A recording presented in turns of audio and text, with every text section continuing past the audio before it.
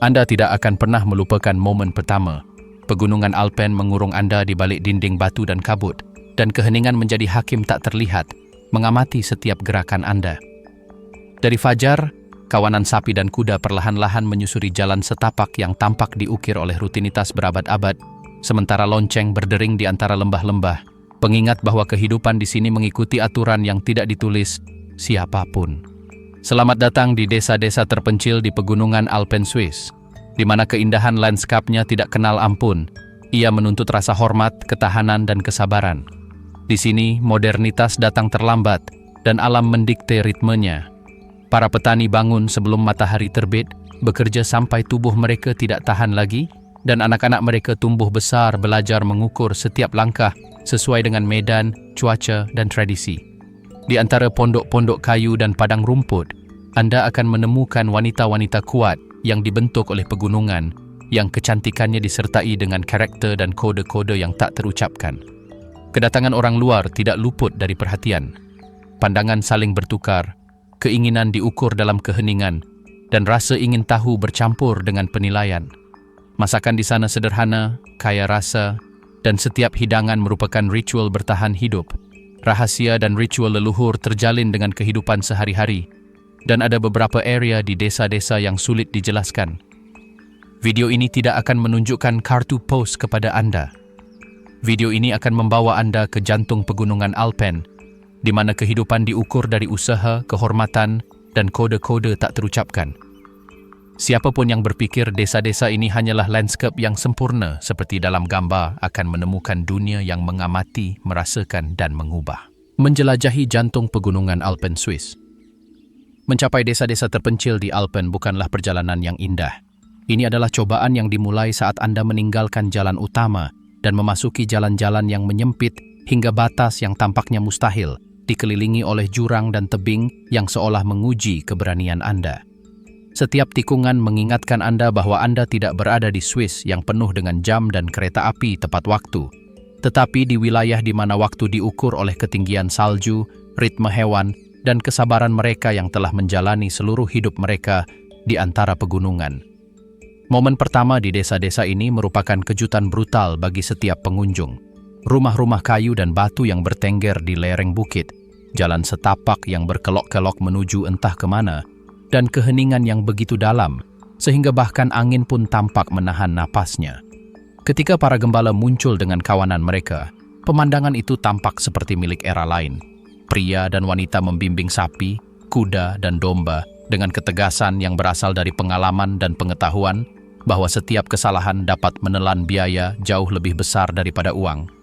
Tidak ada tanda yang menjelaskan aturan, tidak ada peta emosional.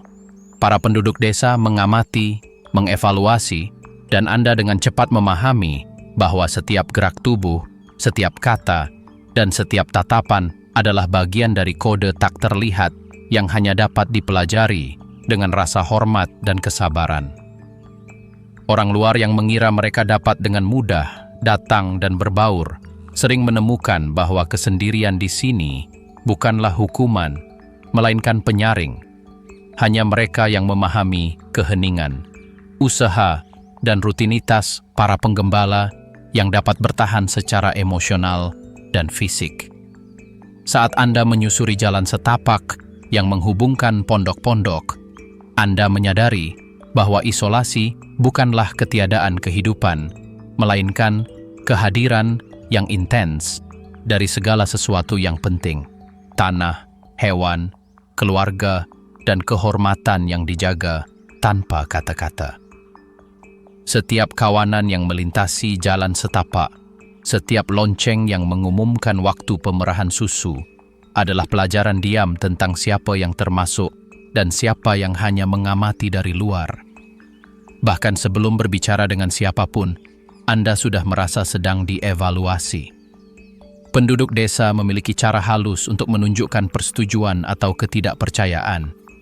Anggukan, tatapan yang lama, cara mereka menyingkir untuk membiarkan Anda lewat. Kehidupan di sini sederhana, tanpa hiasan, dan tidak ada ruang untuk improvisasi. Apa yang mungkin hanya berupa anekdot di kota, di pegunungan Alpen, bisa menjadi perbedaan antara diterima dan dianggap sebagai orang asing yang tidak pernah mengerti. Perempuan di pegunungan Alpen, kecantikan, kekuatan, dan hasrat yang tertahan. Di desa-desa terpencil di pegunungan Alpen Swiss, para perempuan di sana berbeda dari perempuan manapun yang pernah Anda lihat di Swiss atau kota Eropa lainnya. Tubuh mereka dipahat oleh pegunungan, bahu yang kokoh karena membawa karung jerami, lengan yang tegang karena menggembalakan ternak, kaki yang lincah karena mendaki dan menuruni lereng yang menantang alas kaki perkotaan manapun. Setiap gerakan terukur, elegan, namun tangguh, seolah-olah batu dan salju lembah itu sendiri telah membentuk karakter mereka sejak kecil. Ciri-ciri wajah mereka, yang diwarisi dari generasi yang tidak pernah meninggalkan lembah, menggabungkan mata yang jernih dan tegas dengan pipi yang dikerut oleh angin dingin, bibir yang jarang tersenyum.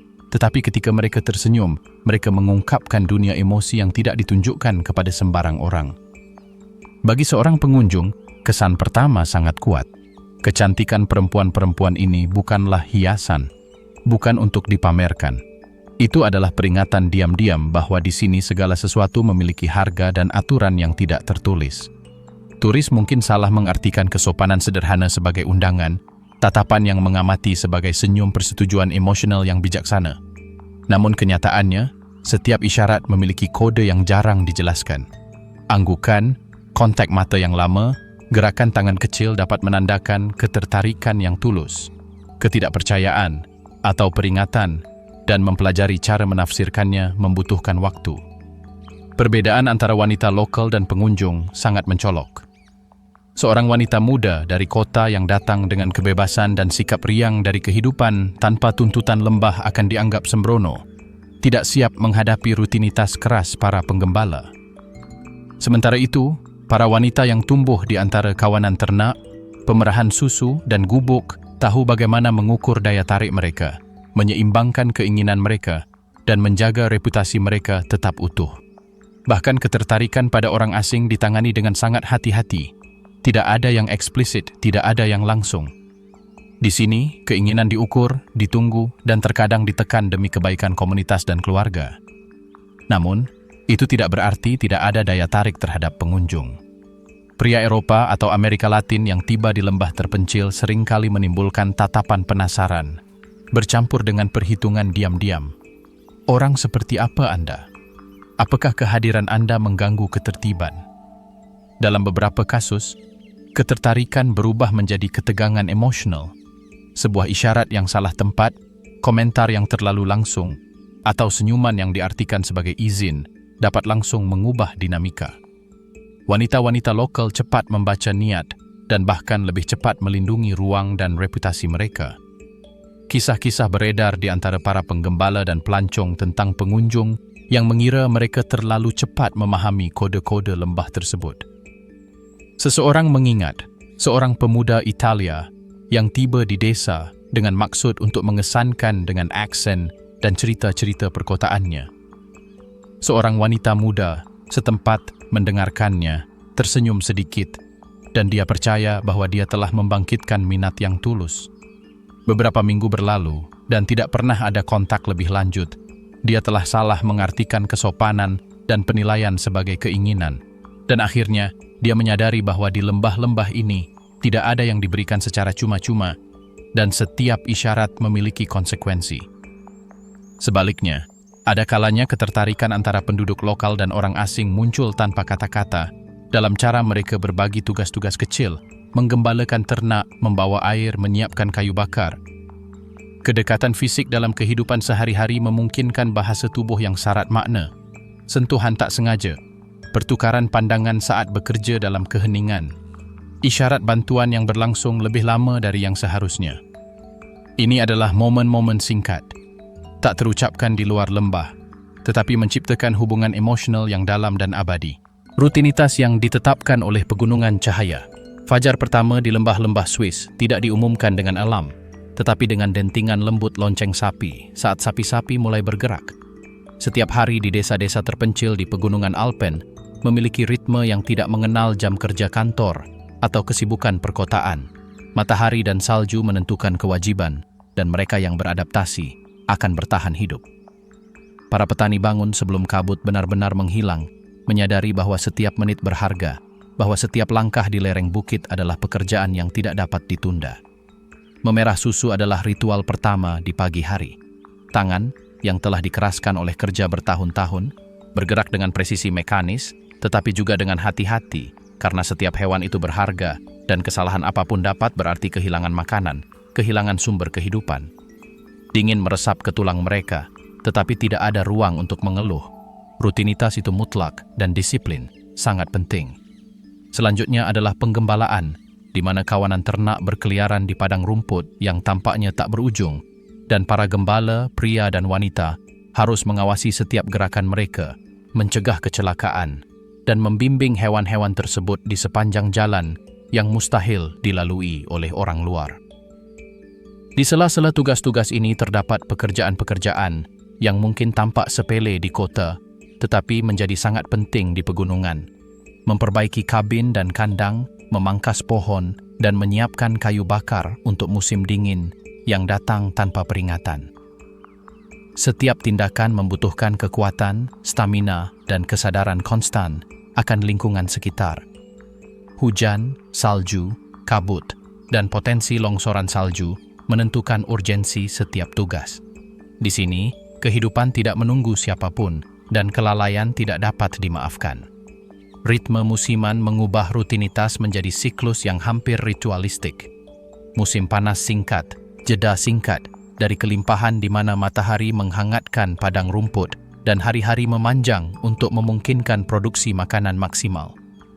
Selama minggu-minggu ini, aktivitas tampak hiruk-pikuk, pemerahan susu ganda, penggembalaan yang luas, perbaikan atap dan pagar, serta persiapan keju dan mentega yang akan menopang komunitas selama bulan-bulan musim dingin yang panjang. Setiap makanan, setiap gerakan adalah investasi langsung untuk bertahan hidup. Kemudian musim dingin tiba dan gunung berubah karakter. Apa yang dulunya tampak jinak kini menjadi bermusuhan. Salju menghalangi jalan, angin menusuk kulit, dan setiap perjalanan menjadi risiko kecil yang diperhitungkan. Para gembala bergerak dengan sangat hati-hati. Setiap keputusan bersifat strategis. Kesunyian semakin intens. Hari-hari yang sunyi senyap hanya disela oleh suara sapi atau derit kayu di kandang. Kesunyian ini, yang mungkin menakutkan bagi orang asing, adalah unsur penting kehidupan di lembah. Mereka yang tidak menerimanya akan hancur. Anak-anak tumbuh dengan rutinitas ini sebagai satu-satunya sekolah kehidupan mereka. Sejak usia sangat muda, mereka berpartisipasi dalam tugas-tugas sederhana, belajar menghormati hewan dan tanah, mengukur waktu sesuai musim, dan mengenali bahaya yang mengintai di pegunungan. Pendidikan bukan hanya akademis, ini bersifat fisik, mental, dan emosional. Mereka belajar membaca tanda-tanda alam, memprediksi badai, menafsirkan perilaku ternak. Setiap kesalahan adalah pelajaran. Setiap keberhasilan adalah kemenangan kecil di dunia yang tidak menawarkan kesempatan kedua. Terlepas dari tuntutannya, ada rasa kebersamaan yang mendalam. Para tetangga telah saling mengenal selama beberapa generasi, dan pekerjaan dibagi. Beberapa membantu memotong jerami, yang lain membangun kembali atap, yang lain membimbing ternak di sepanjang jalan setapak yang sulit. Kerjasama ini bukanlah kerjasama yang santai atau ramah seperti di perkotaan. Ini adalah fakta diam-diam untuk bertahan hidup. Setiap tindakan kolaborasi memperkuat ikatan, dan setiap kegagalan dapat menimbulkan ketidakpercayaan. Hubungan di lembah itu langsung, intens, dan terkadang keras, karena isolasi berarti bahwa setiap kelemahan memiliki konsekuensi langsung. Makan untuk bertahan hidup. Gastronomi sederhana dan berpengaruh. Di desa-desa terpencil di pegunungan Alpen Swiss, makanan bukanlah kesenangan sesaat atau alasan untuk bersosialisasi. Itu adalah tindakan bertahan hidup, strategi energi, dan daya tahan. Setiap makanan memiliki tujuan, dan setiap gerakan di meja makan membawa pesan diam tentang rasa hormat, rasa memiliki, dan pengetahuan tentang kode etik lembah tersebut. Siapapun yang tidak memahami hal ini, bahkan jika mereka datang dengan niat terbaik, berisiko dicap sebagai orang luar yang tidak mampu beradaptasi. Hari dimulai pagi-pagi sekali, dan perhentian pertama selalu dapur sederhana atau kandang. Susu segar, masih hangat dari pemerahan pagi, adalah dasar dari segalanya. Susu tersebut diolah menjadi keju artisanal yang dimatangkan di gua atau kabin di mana suhu dan kelembapan dikendalikan oleh gunung itu sendiri. Setiap potongan, setiap bentuk memiliki pengalaman berabad-abad di baliknya. Bagi pengunjung, mencicipi sepotong keju ini adalah sebuah hak istimewa. Rasanya intens, bersahaja, mampu menyampaikan kekuatan sapi, kesabaran penggembala, dan dinginnya fajar. Kemudian datanglah roti buatan sendiri, diuleni dengan tangan dan dipanggang dengan kayu dari hutan terdekat. Tidak ada oven listrik untuk memperlancar prosesnya. Panas api dan dedikasi pembuat roti menentukan tekstur dan aromanya. Roti ini lebih dari sekadar pendamping. Ini adalah sumber energi yang akan menopang berjam-jam menggembala, memperbaiki pagar, dan mendaki di sepanjang jalan setapak yang curam. Siapapun yang menolaknya, bahkan jika karena preferensi pribadi atau keinginan sesaat, mengirimkan pesan nonverbal. Mereka tidak memahami nilai rutinitas dan tradisi. Daging yang diawetkan adalah contoh lain dari kearifan Alpen. Daging tersebut dimasak dan dikeringkan menurut metode leluhur, digantung di gubuk tempat udara dingin pegunungan bertindak sebagai pengawet alami. Rasanya kuat dan dalam, pengingat bahwa makanan di sini bukanlah kemewahan. Itu adalah ketahanan. Makan tanpa menghargai upaya ini dianggap tidak sopan, karena setiap gigitan adalah hasil dari berjam-jam kerja dalam kondisi ekstrem. Ritual di sekitar meja sama pentingnya dengan makanan itu sendiri. Ini bukan tentang duduk dan melahap. Ada waktu untuk menyajikan, untuk bersulang, untuk mengajukan pertanyaan, dan untuk mendengarkan. Tatapan evaluatif menyapu setiap gerak-gerik pendatang baru. Apakah mereka menerima semua yang ditawarkan atau menolaknya tanpa alasan? Apakah mereka berpartisipasi dalam percakapan kecil yang menyertai setiap makan atau tetap terisolasi? Setiap tindakan ditafsirkan, dan meskipun tidak diucapkan dengan lantang, setiap tamu terukir dalam ingatan kolektif desa. Tindakan makan juga mendefinisikan hierarki yang tak terlihat. Penduduk lokal yang lebih tua mencicipi terlebih dahulu, dan gerak-gerik mereka menentukan kualitas makanan yang akan disajikan kemudian. Pendatang baru harus menunggu, mengamati, dan belajar. Menunjukkan ketidaksabaran atau penghinaan adalah kesalahan yang tidak mudah dilupakan. Keheningan yang menyertai setiap makan terasa pekat, penuh makna. Siapapun yang melanggar aturan dapat dikucilkan, bahkan jika mereka berbagi udara pegunungan yang sama. Di antara para pengunjung, ada yang percaya bahwa mereka dapat merayu atau mengesankan hanya dengan menunjukkan minat pada masakan. Tetapi di desa-desa ini, daya tarik tidak bekerja seperti itu. Seorang wanita lokal tidak akan terkesan dengan komentar dangkal tentang keju atau roti. Yang menginspirasi rasa hormat dan kekaguman adalah kesediaan orang luar untuk berpartisipasi, untuk mengotori tangan mereka, untuk menerima dingin, usaha, dan rutinitas di balik setiap hidangan. Turis Jepang, Eropa, atau Amerika Latin yang tiba di lembah ini terpikat oleh kekuatan dan ketahanan yang mereka lihat pada penduduk setempat, dan ini seringkali menyebabkan keheningan yang tegang, tatapan menilai yang memadukan rasa ingin tahu dan keinginan yang tertahan. Tidak semua yang disajikan dapat dimakan karena rasanya. Beberapa hidangan memiliki tujuan khusus tergantung pada musimnya. Sup kental dari sayuran dan biji-bijian menyehatkan setelah seharian menggembala. Mentega dan keju yang diperkaya menyediakan kalori penting untuk musim dingin. Dan setiap tegukan kecil susu atau infus herbal lokal dirancang untuk menyegarkan tubuh yang lelah. Makan di desa-desa ini berarti belajar memahami ritme pegunungan dan menghormati kekuatan mereka yang mendiaminya. Orang asing di pegunungan Alpen, pesona dan keheningan. Ketika para pengunjung melintasi lembah-lembah terpencil di pegunungan Alpen Swiss, kesan pertama mereka adalah kekaguman. Pegunungan yang tampak seperti penjaga yang sunyi, desa-desa yang terhenti dalam waktu, dan jalan setapak yang berkelok-kelok di antara padang rumput dan sungai. Tetapi mereka segera menemukan bahwa yang memukau mereka bukanlah hanya pemandangan, tetapi juga orang-orang yang mendiaminya. Para gembala dan keluarga mereka memiliki kekuatan yang tidak dapat dipelajari di pusat kebugaran atau kantor. Itu adalah ketahanan yang diwariskan, yang dipupuk oleh generasi yang telah menjadikan pegunungan sebagai sekolah, pekerjaan, dan tempat perlindungan mereka. Para wanita setempat, dengan fitur wajah yang mencolok, tubuh yang kuat, dan gerakan yang terukur, berjalan di antara para pengunjung seolah-olah menimbang setiap pandangan. Mereka tidak tersenyum karena sopan santun, juga tidak terkesan oleh kata-kata kosong. Semuanya diukur dengan pengamatan yang tenang. Di sini, bahkan kehadiran orang asing pun dinilai dengan ketat. Perempuan Jepang, Eropa, dan Amerika Latin datang tertarik oleh reputasi desa-desa ini, oleh janji kehidupan yang lebih otentik, oleh rasa ingin tahu untuk menemukan sesuatu yang tidak muncul di buku panduan atau di Instagram. Tetapi mereka segera menyadari bahwa ketertarikan mereka harus menemukan kode tersendiri jika mereka ingin terhubung tanpa menimbulkan ketidaknyamanan.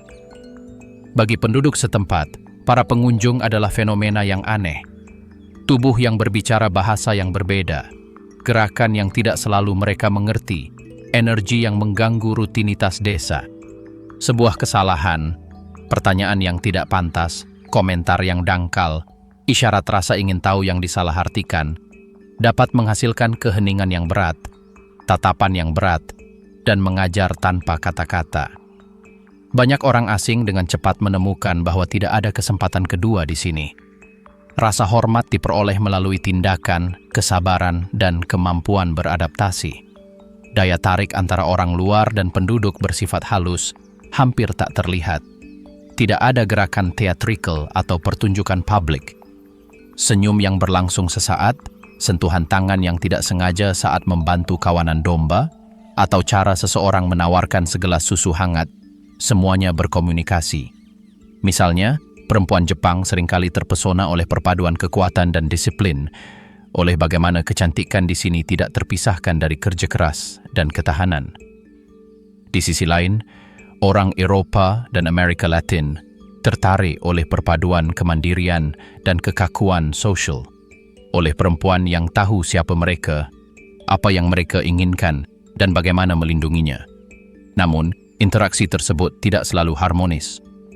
Bentrokan budaya muncul dalam gestur paling sederhana, komentar tentang makanan yang dianggap sebagai kritik, tatapan yang terlalu intens, upaya untuk memulai percakapan di waktu yang tidak tepat.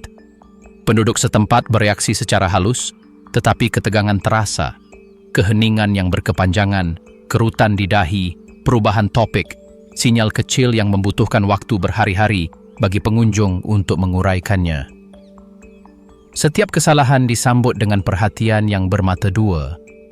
Setiap keberhasilan membuka pintu, sekecil apapun, menuju kepercayaan komunitas. Ada cerita berulang di antara mereka yang datang dengan mata turis, dan mereka yang telah menghabiskan waktu berminggu-minggu mencoba memahami kehidupan di lembah tersebut. Sekelompok pengunjung Jepang terpesona oleh keterampilan seorang gembala wanita dalam membimbing kawanan dombanya melintasi medan yang terjal. Tidak ada kata-kata, hanya tatapan yang dipenuhi rasa hormat dan kekaguman, dan kerinduan terpendam yang tidak pernah diungkapkan selain melalui isyarat halus. Dalam contoh lain, seorang Eropa yang mencoba bercanda tentang kerja keras dibungkam oleh tatapan tegas seorang tetua setempat. Pelajarannya jelas, kehidupan di sini bukan sekadar tontonan bagi orang luar. Terkadang kekaguman bercampur dengan kecemburuan dan ketegangan yang tak terucapkan. Para wanita di lembah mengamati bagaimana para pengunjung saling mengagumi, bagaimana mereka secara diam-diam mengomentari kecantikan penduduk setempat, dan bagaimana mereka tertarik pada kekuatan yang tampaknya tak terjangkau itu. Para pria setempat, di sisi lain, melindungi wilayah emosional dan sosial mereka. Interaksi yang terlalu terbuka dapat disalahartikan dan batasan dihormati meskipun tidak ada yang secara eksplisit menyatakannya. Keheningan menjadi syarat makna. Setiap isyarat, setiap gerakan, setiap pendekatan dinilai, ditafsirkan, dan dicatat. Rahasia isolasi, hierarki, dan kode tak terlihat. Di desa-desa terpencil di pegunungan Alpen Swiss, kehidupan diatur sedemikian rupa, sehingga seorang pengunjung membutuhkan waktu bertahun-tahun untuk memahaminya. Tidak ada buku panduan, tanda, atau pemberitahuan yang menjelaskan aturannya. Semuanya beroperasi melalui kode tak terlihat, isyarat halus, dan tradisi yang diturunkan melalui pengamatan. Isolasi, jauh dari sekadar detail geografis, adalah katalisator bagi hierarki yang ketat dan rasa hormat yang mutlak. Mereka yang datang terlambat, mereka yang terlalu banyak bicara, atau mereka yang tidak tahu kapan harus melihat dan kapan harus diam, dengan cepat merasakan tekanan dari keheningan yang berbicara banyak. Kehormatan di sini nyata, hampir fisik. Kata yang salah, isyarat yang tidak pantas, upaya bercanda di tempat yang tidak tepat, dapat menodai reputasi seseorang selama berminggu-minggu atau bahkan berbulan-bulan. Penduduk tertua di lembah ini adalah penjaga aturan-aturan ini. Tatapan mereka terukur dan keheningan mereka sangat menghancurkan.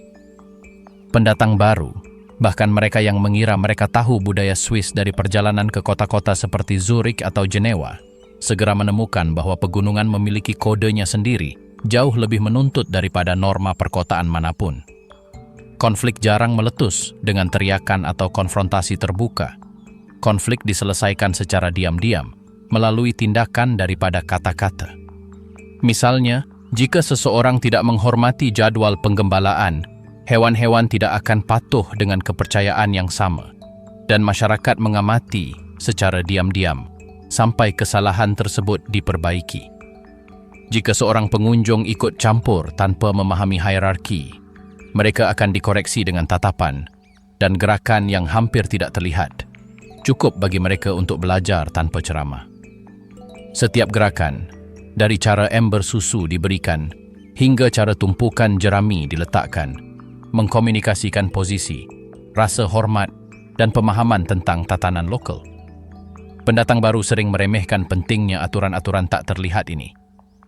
Seorang turis Jepang yang menghabiskan beberapa minggu mengikuti seorang penggembala untuk mempelajari kehidupan di pegunungan Alpen awalnya tidak mengerti bahwa ia harus menunggu keheningan tertentu sebelum bertanya apapun. Antusiasmenya, meskipun tulus, menimbulkan ketidaknyamanan. Sekelompok petani mengawasinya dengan hati-hati, menilai apakah kehadirannya dapat diintegrasikan atau terganggu. Seiring waktu, setelah berjam-jam pengamatan dan penyesuaian halus, dia mulai diterima, tetapi selalu dengan pemahaman bahwa rasa hormat tidak diungkapkan dengan kata-kata, tetapi ditunjukkan melalui tindakan dan perhatian yang konstan. Isolasi juga memperkuat hierarki internal. Mereka yang telah tinggal di lembah selama beberapa generasi menentukan siapa yang memasuki batas sosial dan siapa yang tetap menjadi orang luar. Bahkan usia pun penting. Seorang anak muda yang melakukan tugas dengan sempurna mendapatkan poin dari para tetua mereka, sementara seorang pengunjung, betapapun kompetennya, membutuhkan waktu dan demonstrasi kesabaran dan kemampuan beradaptasi yang terus-menerus untuk diterima. Selain itu, para wanita beroperasi sesuai dengan kode mereka sendiri. Mereka tahu kapan harus mengamati, kapan harus campur tangan, dan bagaimana mengevaluasi perilaku setiap orang, terutama orang luar. Gerakan ceroboh di hadapan mereka dapat mengubah persepsi komunitas terhadap seseorang, bahkan jika kesalahannya kecil. Ada kisah-kisah ketegangan yang hampir tetap menjadi rahasia. Seorang turis Eropa mencoba memimpin sekelompok penggembala ke pondok yang salah, berpikir bahwa semua jalan sama. Respons yang diberikan bukanlah teriakan atau perdebatan. Mereka hanya mengabaikannya, membimbingnya dengan isyarat ke tempat yang tepat, dan keheningan menyertainya sepanjang hari. Pelajarannya jelas. Di desa-desa terpencil, kekuasaan tidak diumumkan, melainkan dijalankan secara tak terlihat, dan hanya mereka yang memahami hal ini yang dapat bertahan hidup tanpa merasa asing. Malam di pegunungan Alpen, alkohol, kepercayaan, dan hasrat yang terpendam. Saat matahari terbenam di balik puncak pegunungan Alpen Swiss, lembah itu mengubah ritmenya sedemikian rupa sehingga pengunjung hampir tidak menyadarinya sejak hari pertama. Di siang hari, semuanya mengikuti disiplin ketat para gembala, memerah susu, menggembalakan, membersihkan kandang, menyiapkan keju dan roti buatan sendiri. Setiap tindakan memiliki tujuan, dan setiap gerak tubuh diukur oleh kode tak terlihat yang mengatur rasa hormat, hierarki, dan hidup berdampingan. Tetapi saat malam tiba, ketika cahaya memudar dan kabut menyelimuti lembah, dunia paralel muncul. Pertemuan intim di pondok-pondok, tawa lembut di antara teman-teman, aroma anggur dan whisky lokal bercampur dengan udara pegunungan yang segar. Pondok-pondok itu, banyak yang dibangun dari kayu berusia berabad-abad, tampak berubah. Apa yang merupakan keheningan dan keteraturan mutlak di siang hari menjadi keintiman dan kedekatan di malam hari. Para gembala dan keluarga mereka berkumpul di sekitar meja kayu yang usang, berbagi gelas anggur atau seteguk whisky buatan sendiri yang memiliki kehangatan aneh, hampir membakar lidah dan membuat lidah terasa longgar. Di sini, dalam cahaya redup dan jauh dari pandangan orang-orang di lembah, rahasia terungkap. Kisah-kisah tentang kesalahan, penyesalan, dan keinginan yang terpendam di siang hari diakui dengan nada berbisik, tanpa takut dihakimi, karena semua orang mengerti bahwa malam adalah ranah ketulusan yang terkendali.